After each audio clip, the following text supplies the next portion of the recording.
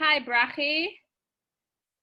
We we will start now with the recording. Okay. So in Dubina's article, she's writing and she's telling us that there is a theoretical background on the general understanding of how children learn their second language and their native language. And in the beginning, she tells us that native language is acquired.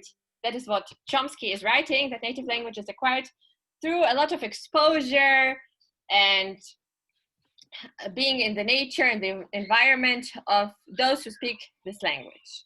And if an individual and a child is healthy, then he acquires this language in a normal way and develops the grammar and through which he's exposed all the time. Okay, but through the years, there have been a lot of professors who have been against Chomsky's approach, and particularly one of them whose name is Keren. He says in his thesis that language is acquired not just through exposure, but also through input and understanding and through conveying messages. According to this thesis, the teacher, when he's teaching, he has to provide for the children opportunities to be even more exposed to the language, which means that his teaching has to be on a slightly higher level than the students' knowledge in general. There is another man who also, another professor who also writes in his thesis that learning acquisition depends also a lot on the learner's readiness, being ready to acquire, being mentally ready to get the input into his knowledge. And he has to be aware and to be attentive of what happens. I, from my own experience, can say that when I moved to Israel and I was living in the kibbutz Sde Eliyahu for a year, no one knew their English and no one knew their Russian or German, the languages I know. So I was exposed to Hebrew the whole day long for a whole year. And in fact, I have to admit that without knowing Hebrew at all when I arrived, I learned to speak Hebrew after 2 months. Not on a high level, but I could understand the basic things and I could speak. I could build a sentence. And it felt for myself like a miracle, but it really worked. So in my opinion, I agree with Chomsky's approach. Being exposed the whole day and the whole time with people who speak this native language in this environment leads to an enhancement and you get able to learn. Okay, Dvora Dubiner goes on and writes that input might not just be sufficient. As we see, because the different students have different intelligences, and there are some for whom input is not sufficient enough. She provides us with an example with Japanese student. No, she provides us with an example where children are exposed to the English language the whole school day, but did not succeed in accomplishing the level of English that they had to. That is when that is how it got to the output hypothesis, which says that language production is fundamental, but speaking and writing is also a big part of it. And without this, you can't acquire the language to a sufficient level. So in the output functions, the noticing factor is that the learner gets aware of his gaps in the knowledge, in the linguistic knowledge. This means that when he could think that he knows how to write, how to say something, but it could be that he doesn't know how to write it. So when doing output, when focusing on trying to formulate a sentence to write it down, then he gets aware of which lacks he has and which gaps and how to fulfill it. Input is a great factor in lessons, and I think that doing group activities and writing activities which foster language learning should be used a lot in a classroom environment. I also think that input is a great factor in lessons. And I also taught and experienced it with doing output. Giving the students an opportunity to enhance in role plays and group works triggers their speaking ability and improves their writing. Of course, interaction is also a big part and fundamental to everything. And to both concepts, input and output. And they help to lead to a successful acquisition of the language. Using the media, building friendships with native speaker overseas can be a very helpful integrational part of learning the language. When I was living in Germany, in my school time, studying in Germany, the English language, we had letter friends. I don't know how you say it, but we had letter friends. So I had a friend, she was living in England, and I was always waiting for her letter and answer. She was answering me in German, and I was writing to her in English. And that is how I also improved. And I was always happy when I got a letter from her, and it enhanced my writing skills, and it made it very nice and enjoyable. I also agree with Dvora Dubina's article, where she says that you have to know a lot of vocabulary, and vocabulary is very important to understand the text. But teachers should also create opportunities for constant learning of new words to maximize the learning.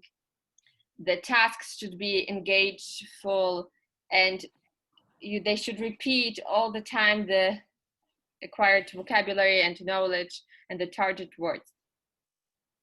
There are two different types of acquiring vocabulary. The incidental learning of vocabulary, which comes when you read books and through exposure to the language, you incidentally learn this vocabulary.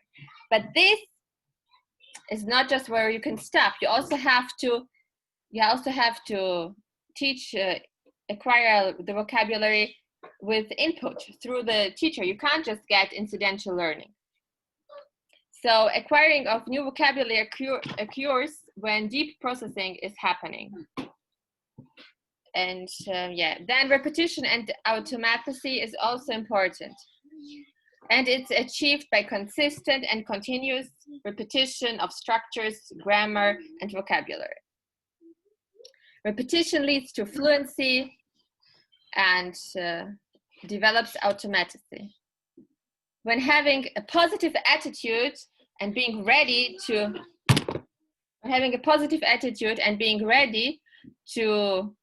learn and adopt the language, and knowing the culture enhances the whole learning process. If your stories are connected to the culture of the country you are teaching the students, so the students get a better point about what it is about and how the students there live, and they get interested in the culture and the language, and it's all connected together. So motivation is also a big part of it. And if a person can have two goals in learning a language. One goal is to do it out of achievement and joy for themselves, or they have internal curiosity which leads to learning a language, and they get very absolute happy from achieving this goal. Or they have maybe an instrumental orientation, which refers to a practical reason, like for academic success, or to get a good job, or things like that. So as we said, knowing the culture, learning about the culture helps to learn the language, understand the language better, and and to avoid different things like pragmatics of certain cultures, because sometimes things mean something different than they mean in your own language. The quality of the lesson and the relationship with the teacher is a big plus. If the teacher has a positive attitude towards learning and have a good attitude with the students, so that there is a nature curiosity which arises, and then if the teacher can provide a positive relationship with the students, they get enjoyed and they have a good learning experience and they achieve a lot.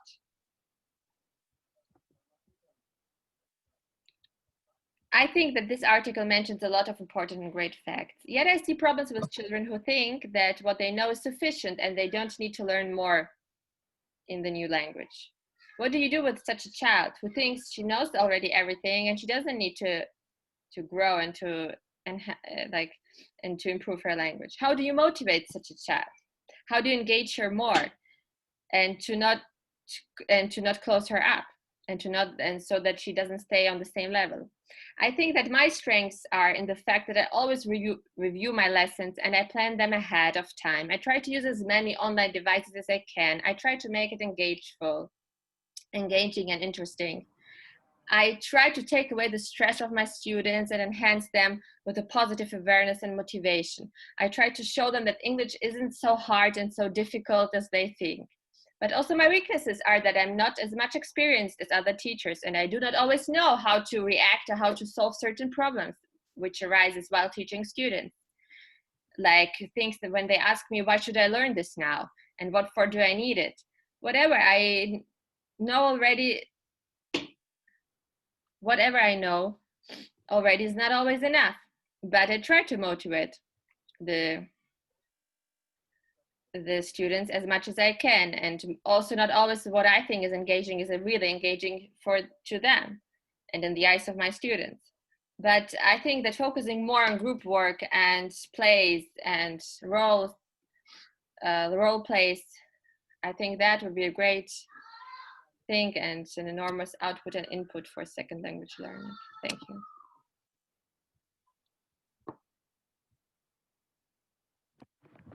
אין לי סיכוי לעשות את זה ברמה שלך, אני לא יודעת מה לעשות. לא יודעת מה לעשות. אני לא זוכרת. Hi, Brachis. So today we are going to speak regarding Dubiner's article. In this article, we are exposed to a few approaches to inquire language. The first one is Chomsky. Chomsky speaks about the fact that every healthy child can learn any language through the exposure. In the other hand, we have Kreshen. Kreshen had the criticism on Chomsky's approach.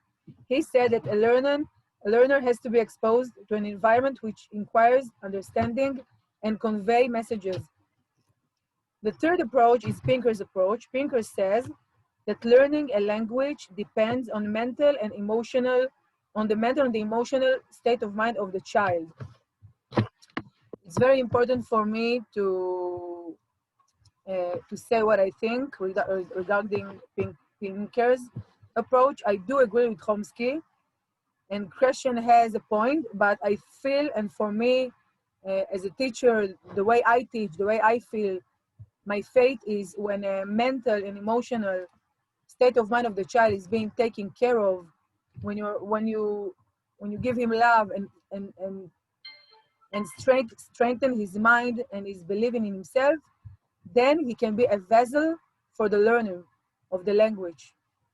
So when I teach my pupils, I try to give them faith regarding themselves, to understand that they are very smart, and anyway, on the bottom line, I just try to make them feel good about themselves, to feel happy and to feel their confidence. And from this point, I succeed to teach them the thought, every material that I teach them, not only language. Language is a spoken tool. Therefore, of course, when a child is happy and confident and his mental and emotional mind is healthy, of course, it makes him learn and be more successful. Okay. Dvora, she gives us an example about her students that were exposed to languages in school every day and all day, but she points that the pupils did not succeed in acquiring the language. Therefore, a new approach was born, the output approach. The output approach points that learning and being together in a society, in a group, and practicing it with a group, with an interaction, through an interaction, the pupils succeed more to be successful in inquiring, the speaking, listening, Anyway, through interaction in groups, not one by one, not by speaking only with one person, like using pair work, group work, any any conversation between more than two people. This approach points that this is the best way for the pupils to succeed in inquiring languages. Um, for me, I really like as a student and as a teacher to offer my students pair work and group work. I think that by exchanging information and speaking one to one another makes it easier to complete the assignment and to doing it with good energy, and therefore at the end it is very successful to do so. So so another approach is the interaction approach. The interaction approach shows that shows the student through the interaction approaches, the students can understand their own gaps. By an interaction in a group level, the pupils themselves understand their own gaps, which is possible only by talking, by speaking. Okay. Other point is the vocabulary. In vocabulary, pupils have to be exposed to a repetition of words, just speaking over and over and repeating the word, and the vocabulary, teaching studying the vocabulary in a repetition way, prepare the students to understand reading text or answering unseen, or dealing with bigger chunks of words. They have to learn constantly model structure, which leads them to fluency of the languages. The positive attitude motivate. The strongest point for me, I really identify with the fact that when a teacher has motivations and she makes her pupil motivated and makes them believe in themselves, and not putting all the everything only about the studies, also about the way they feel, how they feel, why they need to learn English, or why they need to learn language, and how they will use this information, how they can help them in life, how they can make them happy.